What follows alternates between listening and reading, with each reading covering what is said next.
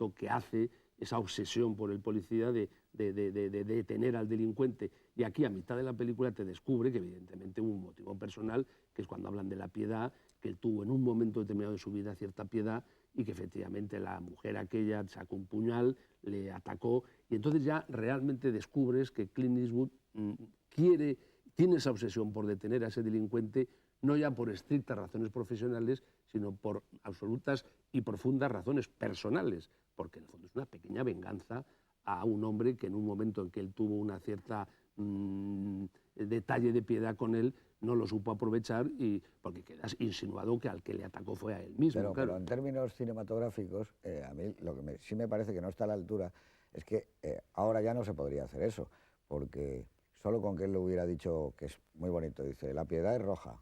Hombre, ¿y por qué lo dice usted? Y él cuenta una historia, no hace falta que diga ella, eso le ocurrió a usted, ni que él diga, claro. Es evidente que ya hubiera sido que eso es lo que le ha pasado a él. Y aquí está remarcado. Pero es un énfasis que tiene la película, que es contrario al estilo normal de Siegel, contrario al estilo de la serie B, y que yo creo que en parte es porque se quedaron sin material suficiente para hacer una película de metraje normal, para hacer una película muy corta y que tiene cosas que están como infladas para rellenar y alcanzar el metraje. Una película que dura 90 minutos. Eso que tú dices es verdad, porque ocurre lo mismo en lo que yo decía antes de la historia de amor.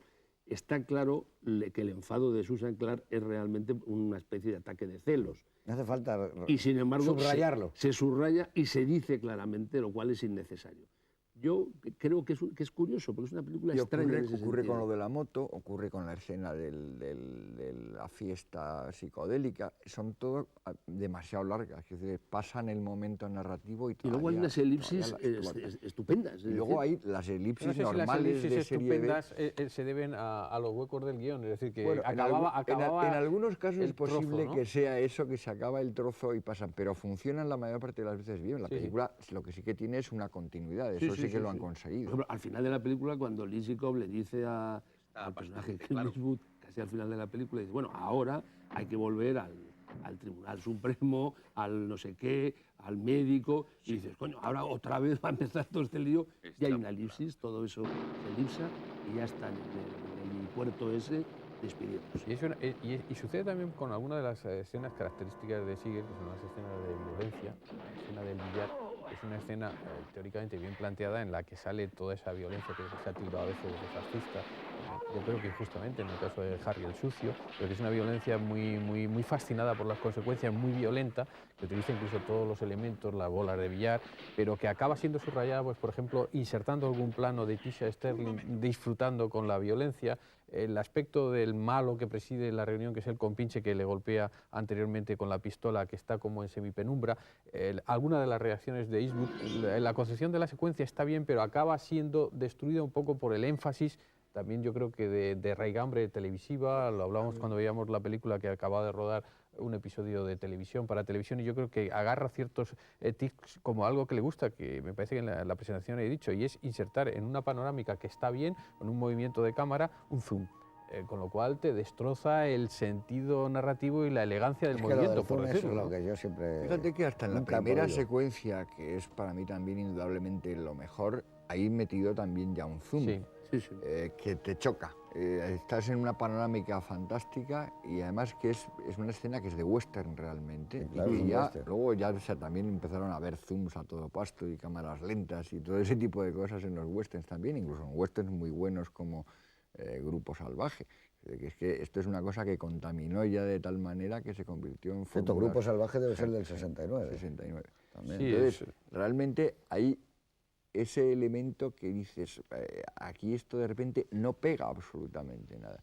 Mientras que, en principio, toda la primera escena es el mismo estilo que tiene Avaricia de Stroheim, con esa escena en la que te muestra el personaje y que te sale el rótulo, así era McTeague.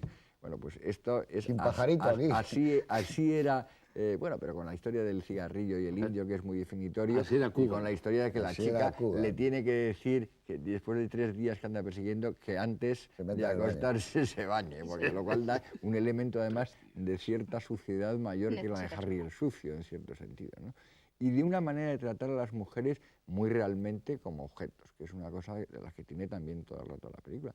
Una película en este momento yo creo que sería también implanteable el personaje porque es de un políticamente incorrecto. Toda la película es políticamente incorrecta. Bueno, yo lo que creo que le falta a la película es media hora. O sea, que esta película dura 90 minutos y es una película de 2 horas. Las películas de Clint Eastwood y todas estas que hemos visto, y Fuga de Alcatraz, son de 2 horas. Esta es de 1 h 30, como un metraje muy televisivo. ¿Qué es lo que ocurre? Que lleva el ritmo de una película de 2 horas. Empieza con una secuencia de títulos estupenda, luego se va a Nueva York, tiene una conversación en un despacho, conoce a la chica, va con ella, va a su casa y de repente dice, oye, llevamos aquí como 25 minutos y ¿qué hacemos? Y ¡pum! Y se precipita la película en una acción 40 policial. minutos. Y otra vez vuelve a remansarse en otro. Y entonces lo que le falta es media hora de historia. Incluso de si se hubiese trabajado el guión, a lo mejor la película hubiera debido acabar en Arizona, otra vez en Mojave. A ver si este personaje ha aprendido algo en Nueva York, como un poco pintorescamente se deduce que le ofrece un cigarrillo, cosa que no había hecho antes el personaje, y que la otra agita la mano.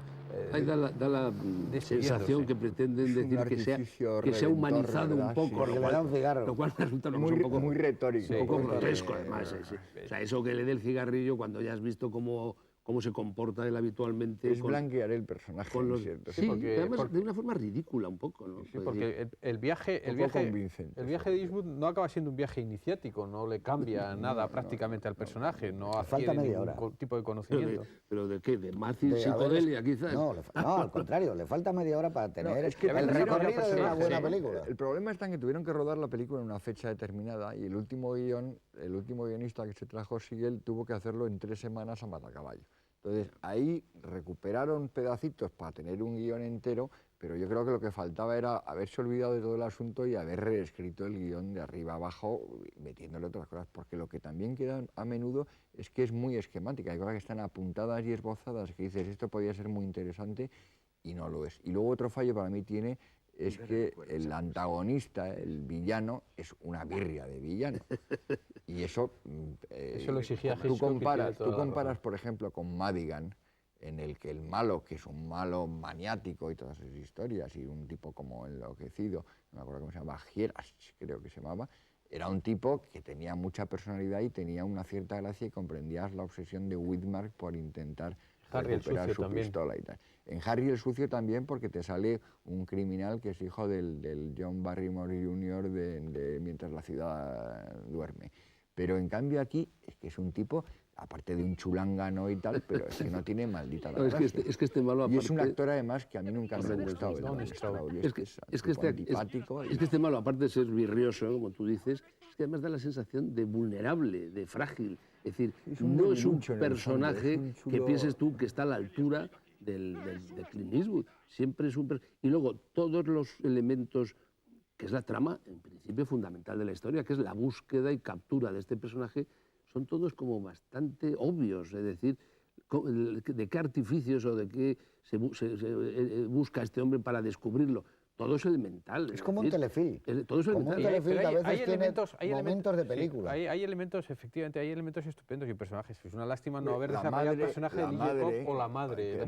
Que es Betty Phil, que en los últimos tiempos se convirtió realmente en una hidra, porque ahí en 7 mujeres de Ford, la verdad es que estaba horripilante y antipaticísima.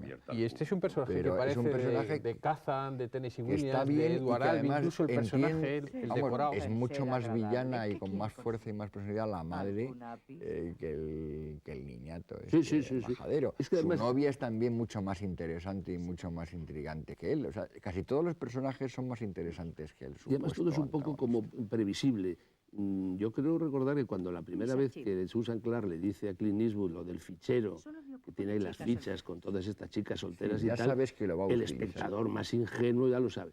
Cuando vuelves a su casa, pues piensas que es que ha ido con esa intención y sin embargo hay un plano en que te sugiere que se le está ocurriendo la idea en el momento que se pone a hacer la salsa de los espaguetis. Y dice, pero ¿cómo se le va a ocurrir en este momento? Este señor tiene que estar desde hace mucho tiempo sabiendo que en ese fichero es donde tiene la clave de la búsqueda. Hay tiempo para todo, para cenar, tomarse los espaguetis y luego llevarse eso, no salir ahí escopetado.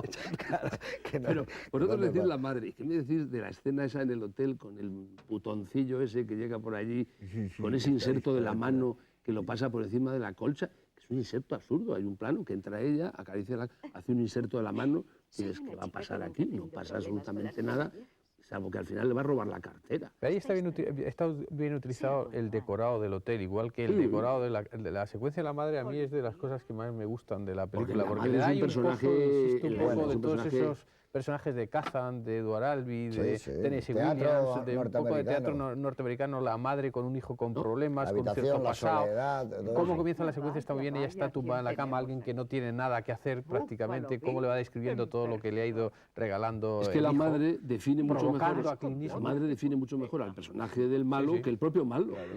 El espectador tiene más noticia de cómo es el malo a través de la escena de la madre que con él poniendo caras absurdas como está toda la película.